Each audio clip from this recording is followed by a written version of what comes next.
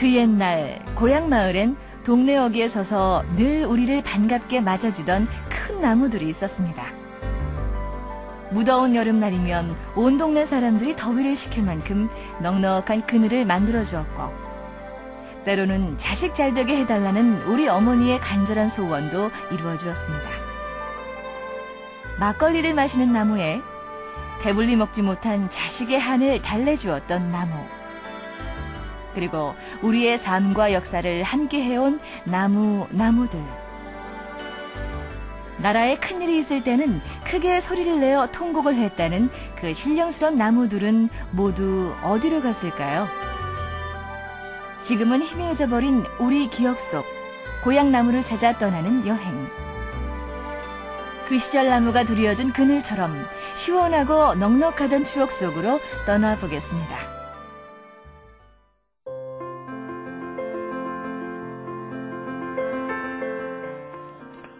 안녕하십니까. 영상기록 시간 속으로의 김명국입니다. 오늘처럼 무더운 날엔 시원한 그늘을 드리워주던 고향의 큰 나무가 절로 생각이 납니다. 그 그늘이 얼마나 시원하고 넉넉했던지요. 나무 하니까 얼마 전 세계적으로 흥행했던 영화 아바타 생각이 납니다.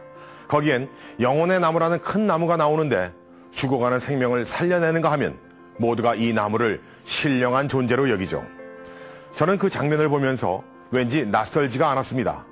옛날엔 마을마다 꼭 영화에 나오는 것 같은 큰 나무 한 그루씩은 꼭 있었고, 사람들은 간절한 소망이 있을 때마다 이 나무를 찾아가서 빌었는데요. 들리는 풍문에 의하면은 이 나무가 시름시름 앓던 당숙네 송아지를 낳기도 하고 도시로 대학 보낸 집안 큰형님의 출세를 도와줬다는 얘기도 있었습니다. 그런데 이 나무들은 동네 대소사뿐만 아니라 나란 일에까지 관여를 했다고 하는데요. 전쟁이 나거나 큰 애군이 닥칠 때면 소리내어 통곡을 하는 나무들까지 있었다고 합니다. 영상기록 시간 속으로 오늘은 지금으로서는 믿기 힘든 우리 나무들의 신통방통한 이야기 속으로 들어가 보겠습니다.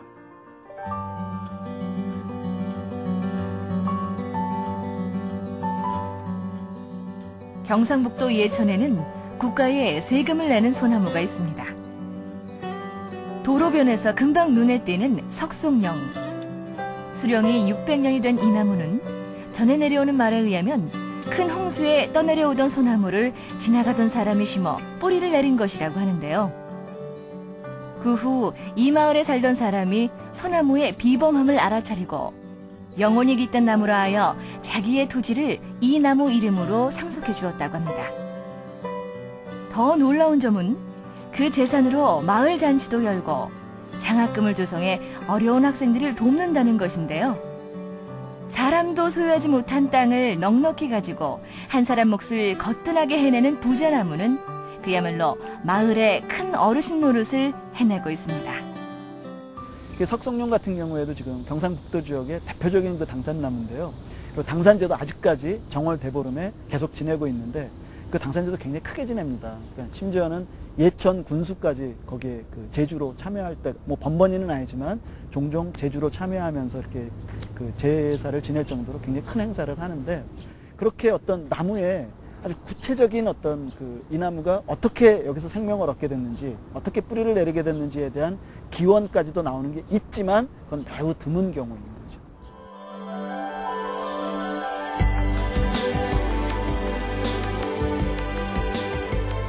석송령이 있는 곳에서 멀지 않은 인근 마을에 세금을 내는 나무가 있습니다.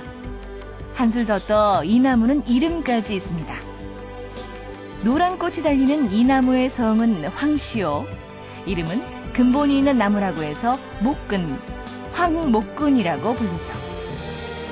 황목근이 소유하고 있는 땅은 논 주변과 뒷산, 마을 회관 땅을 합쳐 모두 1만 2천여 평방미터. 이만하면 확실한 재산입니다. 매년 황목군이 내는 종합토지세는 10,000원을 웃돕니다.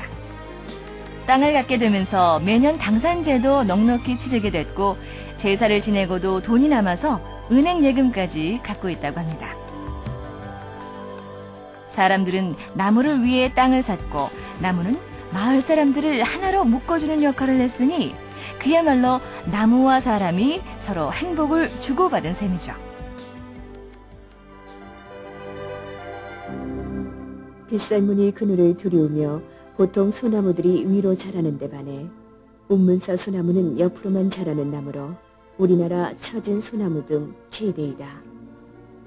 운문사에 들어서면 녹색의 거대한 우사를 펼쳐놓은 것 같은 노송을 만나게 되는데 500년을 거뜬히 넘긴 이 소나무에 대해 운문사 합장스님은 이 소나무가 고승들의 불경소리를 듣고 돌을 닦아 몸을 낮추는 도량을 가졌다 하여 선정에 든 소나무라 부르고 있다. 그리고 스님들은 매년 초파일이 되면 이 나무에 수십 마리의 막걸리를 주는데 막걸리를 마시면 나무가 벌레를 안 먹고 수질이 좋아지기 때문이라고 하는데요. 술을 먹고 돌을 닦는 소나무라. 참 명물은 명물입니다.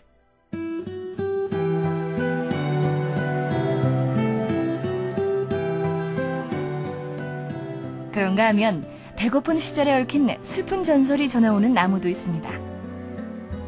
꽃이 생긴 모양이 쌀밥처럼 생겼다고 해서 이팝나무라고 불리는 이 나무. 지금은 초등학교 교정에 자리 잡고 있지만 원래 이 나무는 제대로 먹이지 못해 자식을 잃은 부모들이 아이를 묻고 심었던 나무라고 합니다. 쌀을 닮은 이팝나무는 저승에서라도 더 이상 아이가 굶주리지 않길 바라는 부모들의 간절한 바람을 담아내고 있습니다.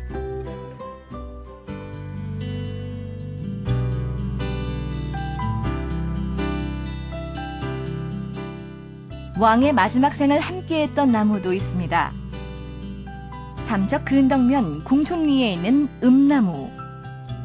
공래동이라는 동네 이름이 말해주듯 임금이 살았던 이곳에는 나라를 잃고 이곳을 찾아든 고려왕의 전설이 전해옵니다.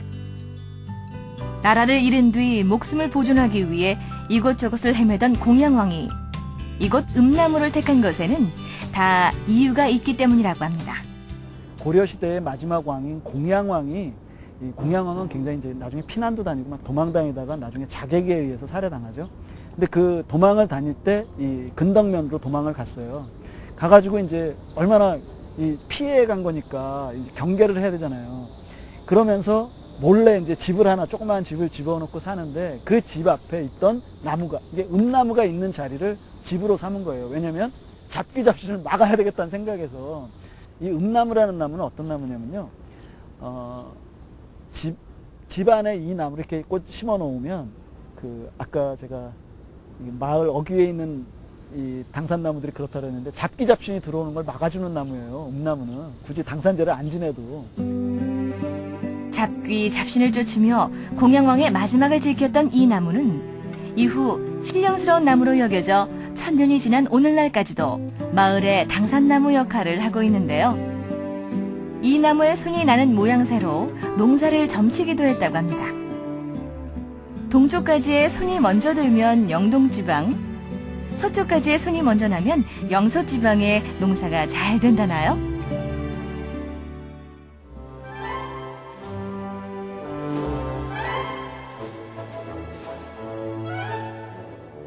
강진 병영면의 은행나무는 좀 특별한 별명을 가지고 있습니다. 하멜 은행나무. 바로 네덜란드의 여행가 하멜이 이곳에 머물렀기 때문입니다. 하멜이 있던 그 시절에도 이미 큰 나무였다고 하는데요. 나무 옆에는 하멜 기념관이 서 있습니다. 하멜은 제주도의 표류에서 이곳으로 이동해와 약 7년간 억류되어 생활을 했다고 합니다. 아마도 이 나무는 푸른 눈의 이방인에게 은행잎 하나를 떨어뜨려 따스한 위로를 전해주지 않았을까요?